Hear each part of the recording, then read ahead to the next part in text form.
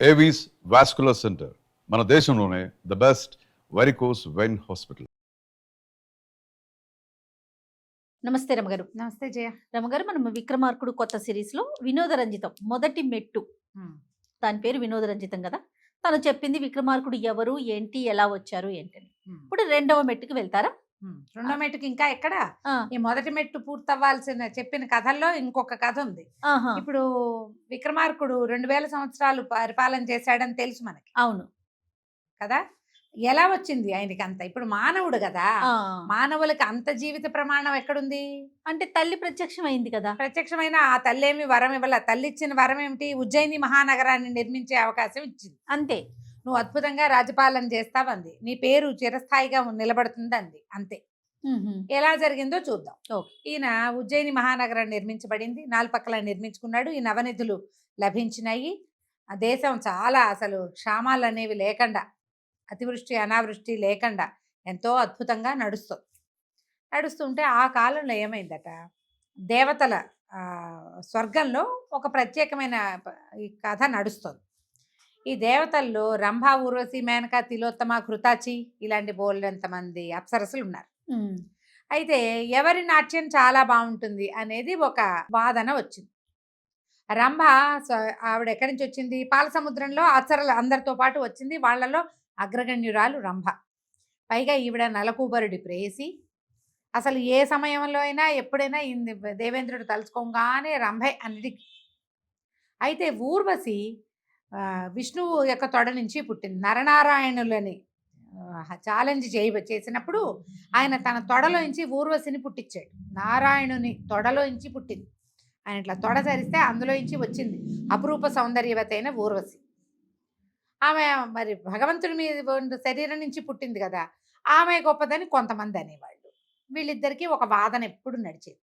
వీళ్ళిద్దరిలో ఎవరిది ఉత్తమమైన నాట్యము అనేది ఒక ప్రశ్న ఉంటూ ఉండేది. అప్పుడు నారదుల వారు ఒకసారి వచ్చాడట ఈ వాదనలు జరుగుతున్నప్పుడు. ఆ రోజున నాట్య ప్రదర్శన అయింది. ఎవరిది ఉత్తమ నాట్యం అంటే కాసేపు ఆవిడ బాగుంది, కాసేపు ఈవిడ బాగుంది, డిసైడ్ చేయలేకపోయారు. అప్పుడు నారదుడు ఏమన్నాడంటే, దీనికి ఏముంది, ఇలాంటి ప్రశ్నలకి సమాధానం చెప్పాలంటే మామూలు వాడు కాదు, సార్వభౌముడు ఒక ఉన్నాడు, అతను చాలా గొప్పవాడు, అతనైతే ఇట్లాంటి ప్రశ్నలకి చక్కగా చెప్తాడు సమాధానం అని అతన్ని పిలిపించమన్నాడు. అతను ఎవరు? భూలోకంలో పరిపాలన చేస్తున్న విక్రమార్కుడు. ఓహో, ఏంటి స్వర్గానికి పిలిచేశారు కదా. దేవేంద్రుడు మాతలి అని తన రథసారథిని, మాతలిని పిలిచి, మాతలి ఆయన పేరు, దేవేంద్రుడి రథసారథి, మాతలిని పిలిచి భూలోకానికి వెళ్ళి, నువ్వు విక్రమార్క చక్రవర్తిని నేను పిలిచానని, ఇక్కడ ఒక సభ జరుగుతోందని, సభకు ఆహ్వానం పంపామని చెప్పి సగౌరవంగా సాదరంగా ఆయన్ని తీసుకురమ్మన్నాడు. మాతలికి నచ్చల. మానవుడిని పిలవటం ఏమిటి, మానవుడు వచ్చి ఇక్కడ తీర్పు చెప్పటం ఏమిటి, దేవలోకంలో ఇంతమంది ఉంటే తీర్పరులు వీళ్ళెవరు కానట్టు అతను రావటం ఏమిటి? రాజుకు నచ్చింది, ఇంద్రుడికి, దేవేంద్రుడికి. నారదుడు చెప్పాడు కాబట్టి మాతలికి నచ్చల. సరే వెళ్ళాడు. వెళ్ళి విక్రమార్కుడికి చెప్పాడు, ఇంద్రసభలో నీకు ఆహ్వానం వచ్చింది, ఇంద్రసభ నుంచి మరి దేవేంద్రుల వారు నీకు ఆహ్వానం పంపించి నీకోసం రథాన్ని పంపించారు. దివ్య రథం వచ్చింది, రథం ఆరోహించి నాతో పాటు రమ్మని. అయితే ఈయన ఏమన్నాడంటే, నేను మరి ఇది ప్రత్యేకమైంది కదా, మానవులకి సాధారణంగా దొరకంది, నేను అమ్మవారిని పూజ చేసుకుని బయలుదేరుతాను, మీరు అమ్మవారి ఆలయానికి రథాన్ని తీసుకురండి అని చెప్పాడు. తన దారిని తను అమ్మవారి దర్శనానికి వెళ్ళాడు, కాళికా దర్శనానికి. కాళికకి నమస్కారం చేశాడు, పరిపరి విధాలు పూజించాడు, పువ్వులు అర్చనాది సమర్పిస్తే అమ్మవారు పలికింది, విజయోస్తు కుమార అని చెప్పి. ఆవిడ ఏం చేసింది, ఒక నిమ్మపండు చేతిలో పెట్టింది, విభూది ఇచ్చింది ఆయనకి, చేతిలో విభూది వేసింది. ఈయన విభూది నిమ్మపండు పట్టుకుని బయటకు వచ్చాడు. బయట దివ్యరథాన్ని నిలబెట్టు.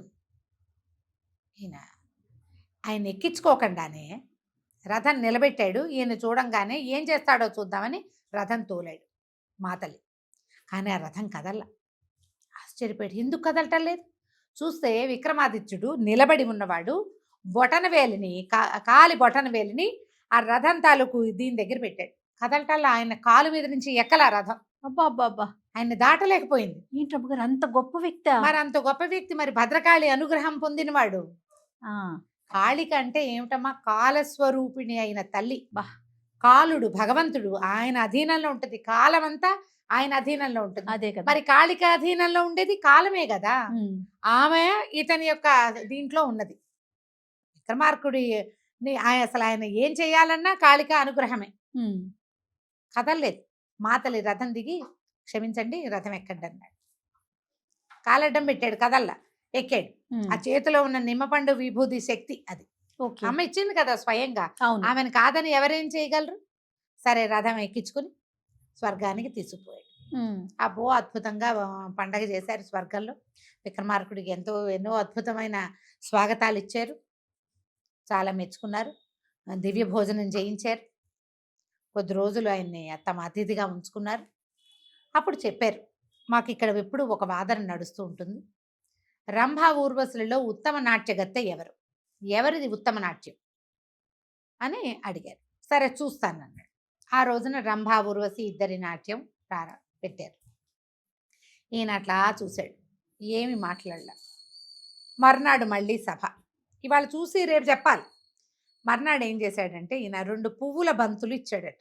ఎవరికి? రంభా ఊర్వశికా? రంభకి ఊర్వశికి పువ్వులతో చేసినటువంటి బంతులు లాంటివి 2 కథలు చెప్తారు జయ. మెళ్ళో దండ వేయించాడని ఒకటి, ఈ మనం తీసుకున్న కథలో పువ్వుల బంతులు, చిన్న పూబంతి పట్టుకుని ఈ పూబంతిని పట్టుకుని నాట్యం చేయండి అన్నాడు. ఇద్దరు ఆ బంతులు చేత్తో పుచ్చుకున్నారు, సేపు నాట్యం చేశారు. ఈ పువ్వుల బంతిలో ఈయన ఏం చేశాడట, కొన్ని విషపు క్రిములని పువ్వుల బంతిలో పెట్టి కుట్టించాడు. ఉహుం, ఊర్వశికి పోటీ పట్ల ఏమీ లేదు, తన నాట్యం తన సంతోషంగా నాట్యం చేయటమే తప్ప ఆమెకి నన్ను ఎవరైనా ఓడిస్తారని, నేను ఓడిపోతానని, లేదా నేను ముందుండాలని, నేను వెనకుండాలని ఏమీ లేదు. భగవత్ ప్రసాదం వల్ల జన్మించింది, హాయిగా అలాగే ఆ ప్రసాద మహాత్మ్యంతో స్థిమితంగా ఉంటుంది. రంభకి ఒక లోపల ఉద్రేకం ఉంది ఆమెకి, నేను ఇక్కడ ముందొచ్చా, నేను గొప్పదాన్ని, గొప్ప అనిపించుకోవాలి, ఎప్పుడు నా పేరే వస్తుంది ముందు, ఇప్పుడు కూడా నా పేరే ముందుండాలి అని ఒక లోపల ఒక ఉద్రేకం ఉంది. ఈ ఉద్రేకం ఉన్న వాళ్ళ పిడికిళ్ళు బిగుసుకుంటాయి సహజంగా, దేవతలైనాను. ఆమె ఈ బంతిని గట్టిగా పట్టుకుంటుంది. పట్టుకునేసరికి ఆ లోపల ఉన్న విషపు క్రిముల తాలూకు ముళ్ళు గుచ్చుకుంటున్నాయి, నొప్పి, సరిగ్గా చేయలేకపోతాం. ఊర్వశి ఊరికి ఆ బంతిని ఎట్ట పట్టింది, బంతి కదలటల్లా, ఆమె హాయిగా నాట్యం చేసుకుంటుంది. అదేలే, ఒత్తిడికి గురవట్ల. ఒత్తిడి లేదు, ప్రెషర్ ఎప్పుడు లేదో అప్పుడు ఉత్సాహం బాగుంటుంది. అంతే కదా. ప్రెషర్ వల్ల ఏమవుతుంది, పనిలో దాని ప్రభావం చూపిస్తుంది. జయ, ఏనాటి కథ ఇది చూడండి, నువ్వు ఒత్తిడికి లోనైతే, నువ్వు ప్రెషర్కి గురైతే నీ పని మీద దాని ప్రభావం ఉంటుంది అని చూపించారు. చూడండి. అయితే నాట్యం అయిపోయింది, పెద్దగా జనాలు పసిగట్టల. నాట్యం అయిపోయాక ఈయన చాలా బాగుందని చప్పట్లు కొట్టాడు. మీ అరిచేతులు చూపించండి అన్నాడు. ఇద్దరు అరిచేతులు చూపించారు.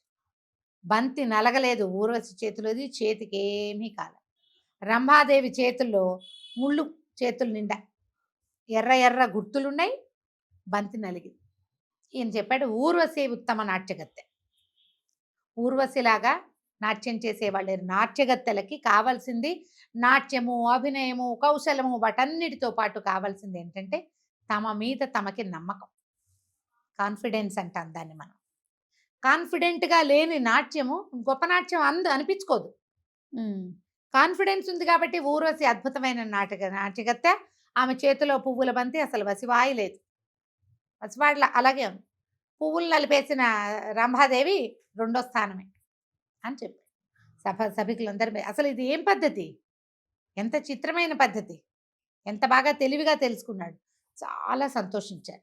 రంభ కూడా నిజమే, నాకు కాన్ఫిడెన్స్ లేదని ఒప్పుకుంది. ఆమె కోపం రాల, నిజం. తర్వాత నేను పాల సముద్రంలో నుంచి పుట్టానని గొప్ప పడితే భగవంతుడి తోడ నుంచి పుట్టానని ఆమెంత గొప్ప పడాలి అని తగ్గిపోయింది. నా పని అది, ఊర్వశి పని ఊర్వశిది అని సర్దుకుని ఊరుకుంది. అసలు ఏమీ లేదు, మాటే లేదు. అయితే ఈ విక్రమార్కుని ఎన్నో పరిపరి విధాలుగా మెచ్చుకున్నారు. ఈ దేవేంద్రుడు ఆయనకి చాలా అద్భుతమైన వరాలు ఇచ్చాడు. ఏమని చెప్పాడంటే, 1000 సంవత్సరాలు జీవిస్తావు నువ్వు. ఈ జీవించటం అనే మాటని 1000 సంవత్సరాలు రాజ్యం చేయి భూలోకంలో నువ్వు అని దీవించాడు. నీకు వరం ఇస్తున్నాను, 1000 సంవత్సరాలు రాజ్యపాలన చేస్తావు నువ్వు, భూమండలాన్ని రాజ్యం పరిపాలిస్తావు. నిన్ను నీ తాలూకు ఈ గొప్పతనానికి మెచ్చి నీకు ఒక అద్భుతమైన నవరత్న ఖచ్చిత సింహాసనాన్ని పంపిస్తున్నాం మేము. నువ్వు రథం ఎక్కి భూలోకంలోకి వెళ్ళేసరికల్లా నీ ఆస్థానంలో ఆ సింహాసనం ఉంటుంది. ఆ సింహాసనాన్ని ఎక్కి 1000 సంవత్సరాలు భూమండలాన్ని అద్భుతంగా పరిపాలిస్తావు. నీ తాలూకు ప్రజలందరూ కూడా నిన్ను వేనోళ్ళ పొగొడతారు. నీ రాజ్యంలో ఎలాంటి సమస్యలు ఉండవు అని అనేక వరాలు ఇచ్చాడు. ఈయన చాలా సంతోషంగా రంభా ఊరసులు ఇద్దరికి వీడుకోలు చెప్పి, ఈ సభికులు ఎంతమందో ఉన్నారు కదా, బృహస్పతి అని చంద్రుడని అందరికీ నమస్కారాలు చేసి అందరి దగ్గర ఆశీర్వచనాలు పొంది, నవగ్రహాల ఆశీర్వచనాలు పొంది చాలా రోజులు దేవలోకంలో గడిపి భూలోకానికి ప్రయాణం అయ్యాడు. ఈయన వచ్చేసరికల్లా ఈ ఆకాశం నుంచి ఈ 32 సాలభంజికలు కలిగినటువంటి దేవేంద్రుడు బహుకరించిన ఈ బంగారు సింహాసనం ఆకాశం నుంచి దిగి వచ్చింది కిందకి. ప్రజలంతా దాన్ని చూశారు. ఆయన ఒక సభా మండపంలో కొలువు తీరి ఉన్నది. ఒక శుభముహూర్తాన ఈ 32 మెట్లు ఎక్కి ఆ సింహాసనాన్ని అధిష్ఠించి ఆ రోజు నుంచి రాజ్యపాలన చేయటం మొదలుపెట్టాడు. ఈ భూలోకానికి వచ్చినటువంటి విక్రమార్కుడు తమ్ముడికి చెప్పాడు, 1000 సంవత్సరాలు రాజ్యం చేసే అవకాశాన్ని మనకి దేవేంద్రుడు ఇచ్చాడు. ఇక ఈ భూమండలం మనదే పట్టి మనకి తిరుగులేదు. అంతా భద్రకాళి యొక్క అనుగ్రహం, అమ్మ అనుగ్రహించింది కాబట్టి మనకి ఇది లభించింది. బట్టి చాలా సంతోషించాడు. ప్రజలంతా అద్భుతంగా హాహా అని ఆనందించారు. ఓ చాలా బాగుంది. కొద్ది రోజులు గడిచాక భట్టికి ఒకనాడు జ్ఞానోదయం. 1000 సంవత్సరాలు రాజ్యం చేయటానికి ఈయన వరం పొందొచ్చాడు. నేనుండనుగా, నేను మానవుణ్ణి, ఆయన మానవుడే, మేము 100 150 బతికేవాళ్ళం. ఇప్పుడు 1000 సంవత్సరాలు ఈయన ఉంటాడు. ఈయన ఎవరి సహాయంతో ఉంటాడు? నేనుండను, మా అన్నయ్య ఒకడే ఉంటాడు. నేను లేకపోతే మా అన్నయ్యకి ఎట్లా? మహారాజు ఒంటరి వాడైపోతాడు. చాలా దిగులు వచ్చేసింది. 1000 ఏళ్ళు నేను ఉండాలి, ఎలా? ఈయన పోయి భద్రకాళిని ఆశ్రయించాడు. దేవాలయంలో కూర్చున్నాడు. పరమ దుఃఖంగా ఉంది. కళ్ళలోంచి నీళ్ళు వచ్చేస్తున్నాయి. తపస్సుకి కూర్చున్నాడు కానీ తపస్సు సాగటల్లా. భద్రకాళి ఆయనకి కళలో కనపడింది. అంతకుముందు కూడా ఈయనకి భద్రకాళి కనిపించింది భట్టికి. ఎప్పుడు ఆవిడ కత్తిస్తున్నట్టు, తర్వాత పూలదండతో దండేస్తున్నట్టు, అట్లా ఊరికే ఊహ కనపడింది. ఇప్పుడు భద్రకాళి అడిగింది, భట్టి ఏం కావాలి, ఎందుకు నువ్వు తపస్సు చేస్తున్నావు, నీ మనసు ఏమిటో చెప్పు అంటే, నాకు 2000 సంవత్సరాలు జీవించాలను, నాకు కూడా 1000 సంవత్సరాలు 2000 సంవత్సరాలు కావాలి.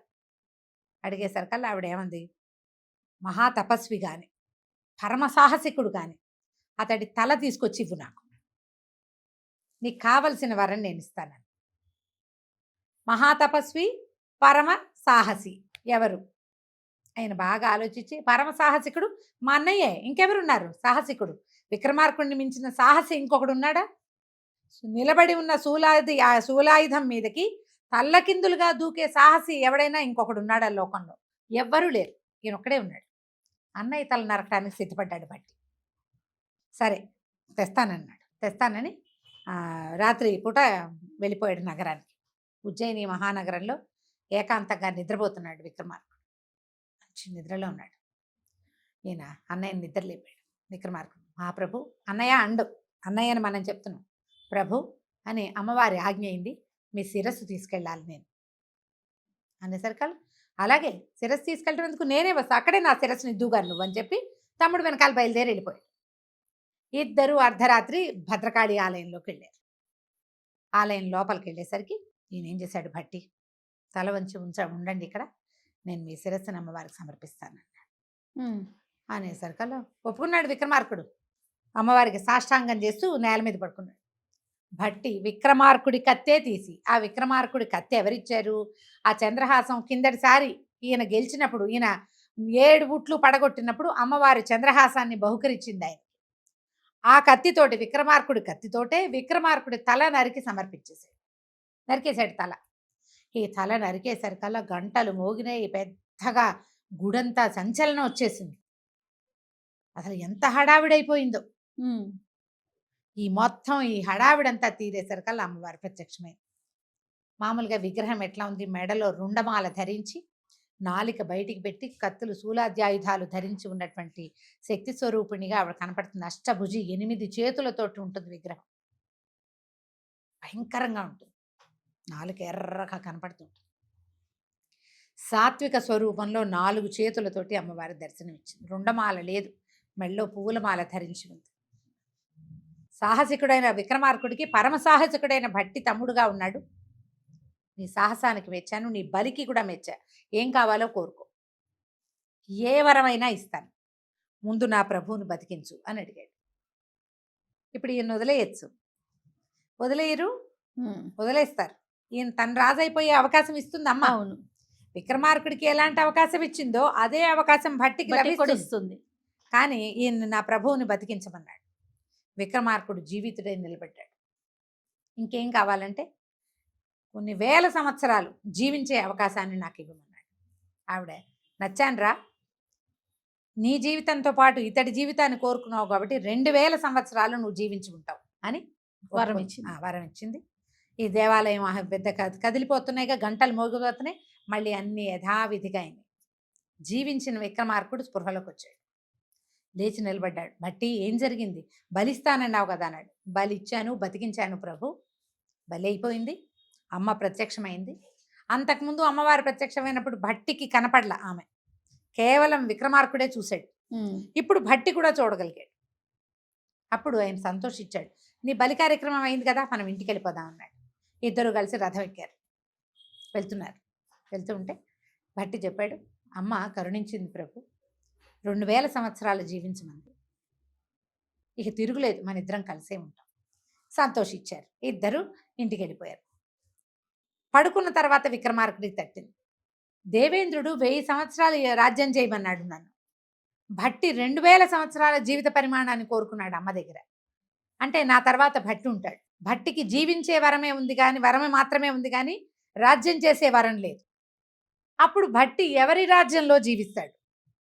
ఈయన మళ్ళీ పరిగెత్తుకుంటూ తమ్ముడి దగ్గరికి వెళ్ళి, భట్టి నువ్వు తెలివిగా వరం అడగలేదునట్టుంది, నువ్వు 2000 సంవత్సరాలు అడిగావు, నేను ఉండేది 1000 ఏళ్లే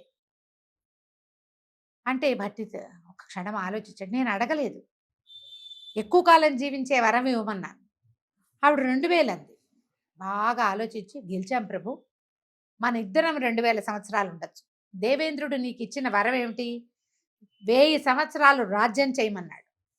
నువ్వు 1000 ఏళ్ళు రాజ్యం చేద్దు కానీ ప్రతి సంవత్సరము 6 నెలలు రాజ్యం చేయి, 6 నెలలు దేశాటానికి వెళ్ళు. సరిపోయింది కదా లెక్క? ప్రతి సంవత్సరం 6 నెలలు వెళ్ళిపోతావు నువ్వు. 6 నెలలు మొత్తం దేశం అంతా చేసి దేశంలో ఏం జరుగుతుందో కాలమాన పరిస్థితులన్నీ తెలుసుకో. ఈ లోపల రాజ్యాన్ని నేను సంభాళిస్తా, నాకు జీవించే వరం ఉంది కాబట్టి. నువ్వు తిరిగిరా, మళ్ళీ 6 నెలలు రాజ్యం చేయి. 6 నెలలు అవ్వగానే వెళ్ళిపో ప్రయాణానికి. నువ్వు తెలుసుకొచ్చిన వింతలు, విడ్డూరాలు, విశేషాలు అవన్నీ మనం పంచుకుంటాం. ఈ 6 నెలలు చేయవలసిన మార్పులు, రాజ్యంలో ఏ ఏ మూలలో ఏ ఏ పరిస్థితులు అవన్నీ అవగతం అవుతాయి కదా. ప్రతి 6 నెలలకి మారుతూ ఉంటుంది. మారిన కాలాన్ని బట్టి మనం అన్నీ తెలుసుకోగలుగుతాం. ఇది మనకి మంచిదే. కాబట్టి 2000 సంవత్సరాలు నిరాఘాటంగా మనము జీవించి ఉండొచ్చు, రాజ్యము చేయొచ్చు. ఇక ఎంత సంతోషించారో ఇద్దరు. పరమానందంతో అప్పటి నుంచి మొదలుపెట్టి ఆ రోజునే మొదలు 6 నెలలు రాజ్యం చేయటం, 6 నెలలు దేశాటన చేయటం. భట్టి ఎప్పుడైనా ఒకసారి అన్నతో వెళ్ళేవాడు, ఎక్కువగా వెళ్ళేవాడు కాదు, కొంతకాలం వెళ్తూ ఉండేవాడు. మళ్ళీ వెనక్కి వచ్చి ఆయన రాజ్యం సంభాళించుకునేవాడు. విక్రమార్కుడు మాత్రం ప్రతి 6 నెలలు దేశాటన చేశాడు. ఆ దేశాటనలో ఆయన ఎన్నో తెలుసుకున్నాడు. అంత గొప్పవాడు విక్రమార్కుడు. వినోదరంజితం అడిగింది భోజమహారాజుని, భోజరాజా నీకు దొరికిందని సింహాసనాన్ని తెచ్చుకున్నావు. విక్రమార్కుడి పుటకే విశేషం, అతని శక్తి విశేషం, పరాక్రమం విశేషం, తెలివితేటలు విశేషం, ఆయన యొక్క తపస్సు, సాహసము అన్నిటికంటే విశేషమైనవి. నీకు ఇందులో ఒక్కటైనా ఉందా? అమ్మవారి అనుగ్రహం కోసం సొంత ప్రాణాలని త్యజించడానికి ఒప్పుకున్నాడు మొదట. తమ్ముడు కోసం మళ్ళీ ప్రాణత్యాగం చేయడానికి సిద్ధపడ్డాడు. బలిస్తాను రా అంటే వచ్చేసాడు. ఎవరైనా చేస్తారా? అతిమానుషమైన చర్యలు అతనివి. నీకు అలాంటిది ఉందా? ఉంది, నేను చేయగలను, నాకు కూడా విక్రమార్కుడు లాంటి వ్యవహారం ఉన్నది అని నువ్వు నమ్మితే మెట్టు, 2వ మెట్టు మీద పెట్టుకోవాలి. నమ్మాలి నువ్వు. ఓకే, ఆలోచించుకో. భోజరాజు వెనక్కి దిగేశాడు. నా వల్ల కాదు అని చెప్పి ఆ సింహాసనానికి నమస్కారం చేసి వెనక్కి తిరిగి వెళ్ళిపోయాడు. రాత్రి పడుకున్నాడు. నిద్రలో ఆయనకి సింహాసనం రా రా రా రా అని పిలుస్తుంది. మరి తెచ్చుకున్నాడు. ప్రజలంతా ఏమనుకుంటారు? తెల్లవారుజామున ఆయనకి ఏమనిపించిందంటే విక్రమార్కుడు లాంటిది లేదు నాకు. నిజమే. ఇప్పుడు విక్రమార్కుడు తాలూకు ఒక క్రియను తెలుసుకున్నాను నేను. 32 ప్రతిమలు ఉన్నాయి కదా, ఒక్క ప్రతిమేగా మాట్లాడింది. మిగిలిన ప్రతిమలు విక్రమార్కుడి గురించి ఏం చెప్తాయో తెలుసుకోవాల్సిందే. సింహాసనం మీద కూర్చోటానికి కాదు, విక్రమార్కుడి సంగతి తెలుసుకోవాలి అని మనసులో నిశ్చయించుకున్నాడు. రేపు ఉదయం మళ్ళీ ప్రయత్నం చేద్దామని దండం పెట్టుకుని నిద్రపోయాడు. మర్నాడు ఏం జరిగిందో, రెండో ప్రతిమ ఏం చెప్పిందో మనం వచ్చే భాగంలో తెలుసుకుందాం. తప్పకుండా రమ్మగారు. నమస్తే. నమస్తే జీ.